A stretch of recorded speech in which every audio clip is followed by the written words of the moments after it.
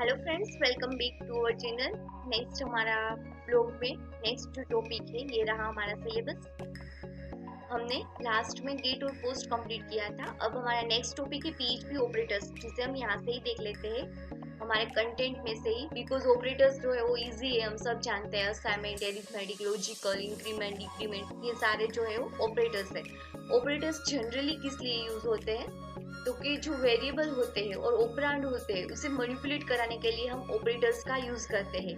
देखा ही है आप यहाँ पे, in all programming language operator are used to manipulate और परफॉर्म ऑपरेशन ऑन वेरिएबल और वैल्यू। आपको ऑपरेटर्स वेरिएबल और वैल्यू पे कोई भी मैनिपुलेशन कराना हो तब हम ऑपरेटर का यूज करते हैं।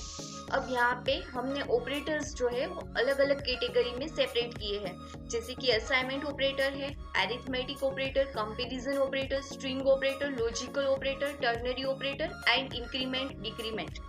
असाइनमेंट मीन्स कि हमें कोई भी वैल्यू असाइन करनी हो। असाइनमेंट में ये सारे ऑपरेटर है, equal to, plus equal to, minus equal to, multiplication equal to, divide equal to और मॉड्यूलो इक्वल टू। जैसे कि हम एग्जांपल देखें डायरेक्टली कि जब आप x equal to y, then assignment operator is x equal to y. इसमें भी असाइनमेंट में भी इक्वल टू ऑपरेटर ही है। लेकिन जब आप टू ऑपरेटर का एडिशन कराते हो, $x plus y, then assignment operator क्या है? Plus equal to y. So ये दोनों इक्विवेलेंट है। अगर आप $x equal to $x plus y करो या $x plus equal to y करो, इसका मीनिंग क्या होता है कि जो लेफ्ट साइड के ऑपरेंड है उसी में ही उसका एडिशन होके स्टोर हो जाएगा। So $x plus equal to $y, जो यहाँ पे लेफ्ट ऑपरेंड है उसी में ही उसका एडिशन स्टोर हो जाएगा। ठीक वैसे ही $x माइनस वाई, तो वो equivalent to $x minus equal to $y। यहाँ पर भी जो लेफ्ट साइड का ऑपरेंड है उसी में ही उसका सब्सट्रैक्ट होकर ये आंसर उसी में ही स्टोर हो जाएगा लेफ्ट ऑपरेंड में। जो देखो यहाँ पे भी ऐसा ही हुआ, $x equal to $x minus y. यहाँ पे आप ऐसा लिखते हो, जबकि यहाँ पे सिर्फ इतना ही लिखना है, $x minus equal to $y। यहाँ पर भी ठीक वैसे ही $x equal to $x multiplication $y is equivalent to $x multiplication equal to $y। ठीक वैसे ही यहाँ पे डिवाइड मोड ऑपरेटर्स है, जैसे कि लेफ्ट ऑपरेंड में स्टोर होता है $x डिवाइड बाई $y। यहाँ पे $x divide equal to $y, यहाँ पर भी लेफ्ट ऑपरेंड में ही स्टोर होगा। और $x equal to $x modulo y, यहाँ पे $x modulo equal to $y, यहाँ पर भी लेफ्ट ऑपरेंड में स्टोर होगा। तो ये था हमारा असाइनमेंट ऑपरेटर। नेक्स्ट जो है वो एरिथमेटिक। जैसे हम जानते हैं एरिथमेटिक ऑपरेटर्स में क्या क्या कितने ऑपरेटर्स आते हैं? Plus, minus, multiplication, division, modulo और नेगेशन की साइन। ये सारे ऑपरेटर्स जो है वो अरिथमेटिक ऑपरेटर्स में आते हैं। यहाँ पर एग्जांपल दिए ये हमने, जैसे कि a की वैल्यू जो 0 हो तो नेगेशन करे तो उसकी ऑपोजिट वैल्यू यहाँ पे हमें 1 मिल जाएगी। देन ये नेगेशन, देखिए ये नेगेशन की साइन है, ये ऑपोजिट ऑफ a, इसका रिजल्ट जो है वो ऑपोजिट ऑफ a आएगा। अब आप एडिशन तो हम जानते हैं, 2 प्लस 4, तो आंसर आएगा 6। वैसे ही subtraction, multiplication, division and modulo. तो ये है हमारे अरिथमेटिक ऑपरेटर। नेक्स्ट जो ऑपरेटर्स है वो है कंपैरिजन ऑपरेटर। कंपैरिजन ऑपरेटर किस लिए यूज होते हैं? वो वेरिएबल्स और वैल्यू की रिलेशनशिप को चेक करते हैं और कंपेयर करते हैं, इसलिए कंपैरिजन ऑपरेटर जो है यूज होते हैं। कंपैरिजन ऑपरेटर कंडीशनल स्टेटमेंट के अंदर हम कंपैरिजन ऑपरेटर का यूज करते हैं और उसका जो आंसर है, उसका आउटकम से वो जनरली ट्रू और फॉल्स ही आता है। यहाँ पर हमने एग्जांपल दिए हैं। फॉर एग्जांपल आप सपोज एज्यूम करो कि x की वैल्यू जो है वो 4 है, y की वैल्यू जो है वो 5 है। हमने एज्यूम कर लिया x की वैल्यू 4, y की value 5, then equal equal to operator, ये सारे ऑपरेटर हैं comparison operator. Equal equal to, not equal to, less than, greater than, less than equal to and greater than equal to. Then अगर आप करो $x equal equal to $y, तो देखिए x और 5 की दोनों की वैल्यू जो है वो डिफरेंट है, सो वो इक्वल इक्वल टू नहीं है, तो उसका आंसर क्या आएगा? फॉल्स आएगा। ठीक वैसे ही अब नेक्स्ट ऑपरेटर है नॉट इक्वल टू। अगर आप चेक करो $x not equal to $y, तो देखिए 4 वो 5 से नॉट इक्वल टू है, तो उसका आंसर ट्रू आएगा, क्योंकि 4 और 5 दोनों डिफरेंट है, सो ये ओके है, लेकिन ये इक्वल टू नहीं है, इसलिए यहाँ पे फॉल्स आएगा। अब जो लेस देन ऑपरेटर है उसमें चेक होगा 4 लेस देन 5, तो ये बात भी सही है, 4 है वो लेस देन है 5 से, तो इसका आंसर ट्रू आएगा। फिर 4 ग्रेटर देन 5, तो ये फॉल्स होगा क्योंकि 5 जो है वो ग्रेटर देन है, 4 है वो लेस देन है।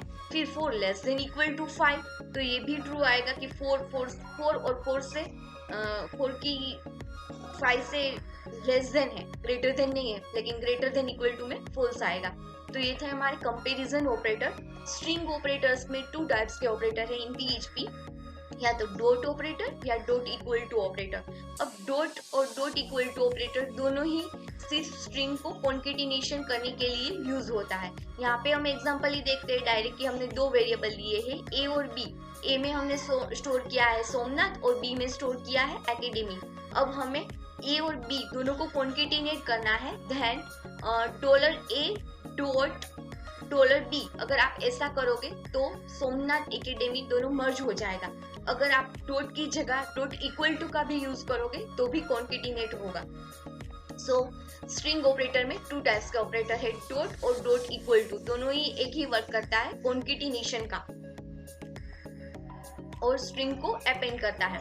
Next pre and post increment, जैसे कि इंक्रीमेंट और डिक्रीमेंट ऑपरेटर हमने देखे ही है, x प्लस 1 करो या x प्लस इक्वल टू 1 करो, हमने ऊपर असाइनमेंट ऑपरेटर में देखा, दोनों ही इक्विवेलेंट है।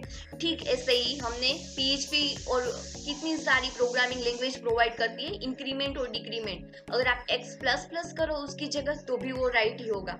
ठीक वैसे ही x माइनस 1 करो या x माइनस इक्वल टू 1 करो या x माइनस माइनस करो, वो सारे सेम ही है। सो ये थे इंक्रीमेंट और डिक्रीमेंट ऑपरेटर। और जो लास्ट जो है वो है टर्नरी ऑपरेटर।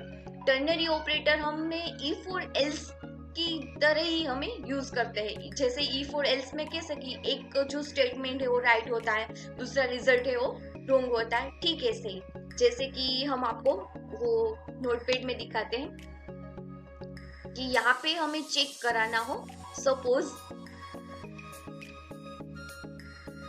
यहाँ पे ये PHP का प्रोग्राम है और यहाँ पे हम ले लेते हैं $age is equal to 25 and यहाँ पे हम चेक करते हैं कि $age स्ट्रिंग, यहाँ पे एज स्ट्रिंग हमें चेक करानी हो कि इक्वल टू